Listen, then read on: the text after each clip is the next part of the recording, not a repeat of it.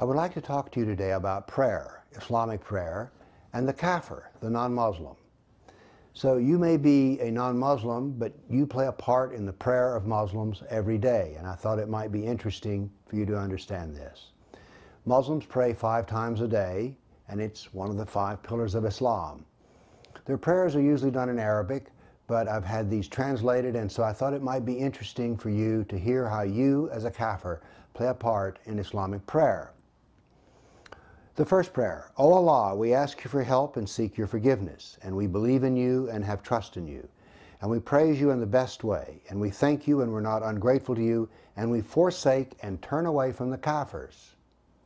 So here's our first mention as a kafir, and it's Muslims are supposed to turn away from us. At least they pray to do that. Well, why is this? Well, there are no less than 12 verses in the Quran which state that Muslims are never the true friend of a kafir.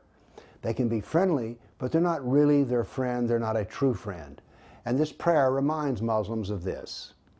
Going forward, O Allah, we worship you only and pray to you and prostrate ourselves before you, and we run towards you and serve you, and we hope to receive your mercy, and we fear your punishment.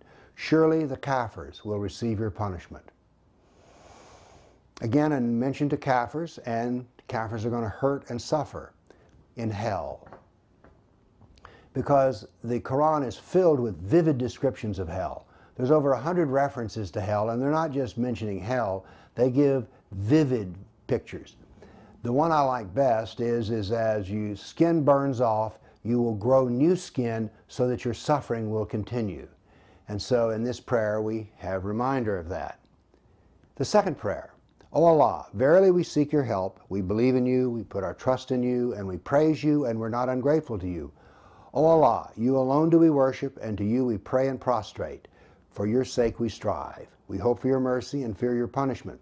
For your punishment will surely reach the kafirs. Again, another reference to kafirs and how we are going to suffer. But it goes forward and says this: O Allah, punish the kafirs of the people of the book who are preventing others from following your way. Now this slightly odd reference means that Christians are keeping others from joining Islam, and this prayer is to help defeat that action. Now the third prayer is more than a prayer, it's the first surah, the first chapter of the Quran. And it has 7 verses. In the name of Allah, the Beneficent, the Merciful. All praise is due to Allah, the Lord of the worlds, the Beneficent, the Merciful, Master of the Day of Judgment. Thee do we serve, and Thee do we beseech for help. Keep us on the right path, the path of those upon whom Thou hast bestowed favors, not the path of those upon whom Thy wrath is brought down, nor those who go astray. Well, who is Allah angry with? Well, Allah is angry with the Jews. And who has gone astray? Well, these are the Christians. They're the people of the book who have gone astray. So here we have references in 3 prayers of the Muslims towards the non-Muslim, and they are all negative without exception. They all ask for suffering to be brought to them.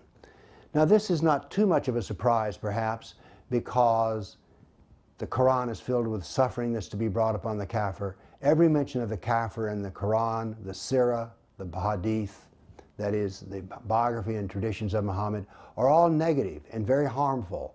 Well, the prayers reflect this. So 5 times a day, Muslims include kafirs in their prayers, but it's that they will suffer because they are so wrong and they should be harmed.